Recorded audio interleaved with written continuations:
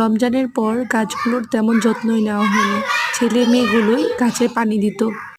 বেশ অনেকগুলো তুলসী গাছ হওয়ার কারণে কিছু তুলসী গাছ ছেটে দিলাম, তারপরে আগাছা কিছু তুলসী গাছ উঠে ফেললাম, তারপর মাটিগুলো ঠিক করে দিলাম। এরপর দেখা গেল অ্যালোভেরা গাছে কিছু ময়লা আবর্জনা পাতাগুলো কেটে ফেললাম।